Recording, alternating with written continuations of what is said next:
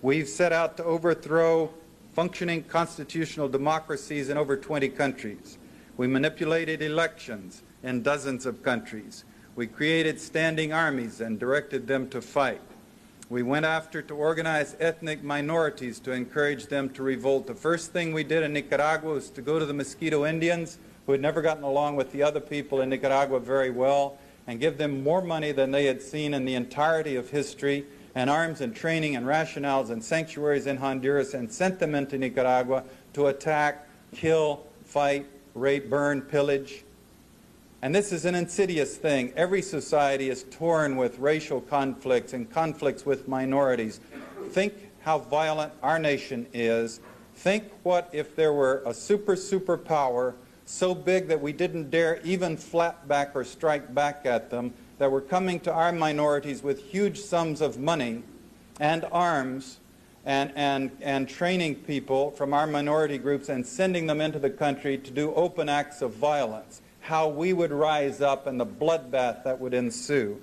And this has been a technique the CIA has used in Nicaragua, in Thailand, in Vietnam, in Laos, in the Congo, in Iran, Iraq with the Kurds, in different parts of the world. We created, trained, and funded death squads like the Treasury Police in El Salvador that are responsible for killing as many as 70,000 people, according to the count of the Catholic Church. And we've assassinated world leaders, including the United States President in 1963, and I'll get to that in more detail in just a moment. Getting back to the subject of democracy, since that's something that Bush and everyone is talking about right now, I remind you of Chile. In 1973, the CIA organized the overthrow of Salvador Allende, the democratically elected president of Chile. And he was killed in the process, and we killed General Schneider, who was the pro-U.S. defender of the Constitution there, in order to put the CIA's representative Pinochet in power. And Henry Kissinger's, when he was grilled by the Congress over this program, his rationale was, yes, the issues are much too important for the Chilean voters to be left to decide for themselves. Now, there was a long CIA destabilization and propaganda campaign against China. We were parachuting teams from Quemoy, Matsu, Tibet, Burma, Thailand to destabilize China with the propaganda campaign, the propaganda aimed at the United States as well as China and other parts of the world, until eventually we talked ourselves into the Korean War, in which 1 million people were, where we fought China in Korea and 1 million people were killed.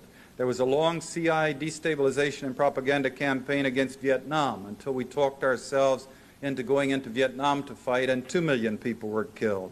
Again, read for yourselves. Read Bill Blum's book, The CIA, A Forgotten History. Read Portrait of a Cold Warrior by Joseph Burkholder Smith, who was a CIA case officer in Southeast Asia. Read Fire in the Lake by Frances Fitzgerald, the daughter of Desmond Fitzgerald, the famous CIA Chief of Operations of Southeast Asia.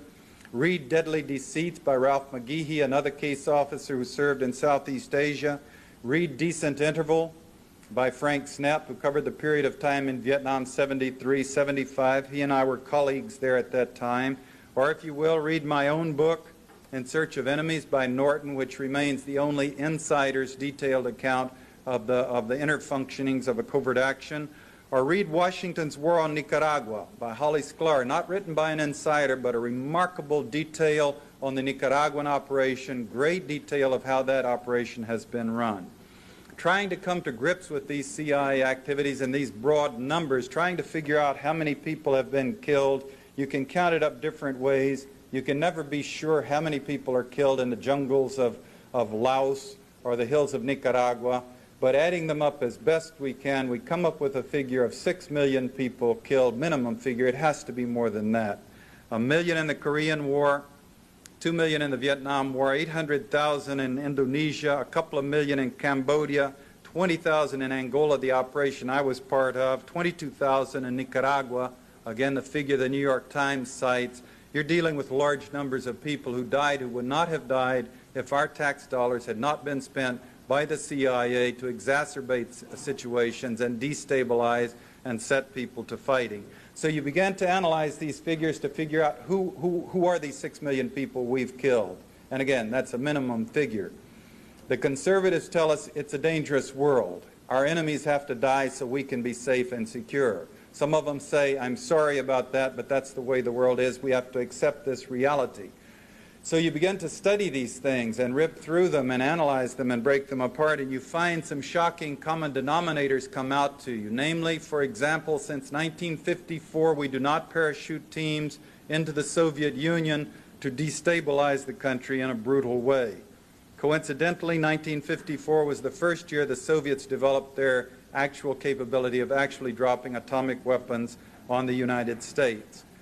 For other reasons, we don't do these things in England, France, Sweden, Norway, Belgium, Switzerland, etc. These things are all done in countries of the third world where the governments don't have the power to force the United States to stop destabilizing the country and brutalizing their people.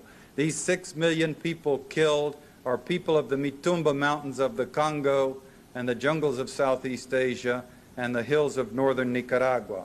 Conspicuously, they're people who don't have ICBMs or armies or navies. They don't have any capability of doing physical hurt to the United States. The 22,000 killed in Nicaragua, for example, they're conspicuously not Russians. They're not Cuban soldiers or advisors. They're not even percentage-wise mostly Sandinistas. They're mostly rag-poor peasants, including a high percentage of women and children. Communists? I'm sorry, they're mostly Roman Catholics. Enemies of the United States? I can't give you that one either, because we have all these witnesses who've gone down to live in their villages with them, and they invariably come back to testify that the Nicaraguans are the warmest people on the face of the earth, and they love people from the United States, and they simply cannot understand why we would want, our leaders would want to rationalize spending $1 billion on a contraforce to go into their villages, to kill them and mutilate them while their families are forced to watch.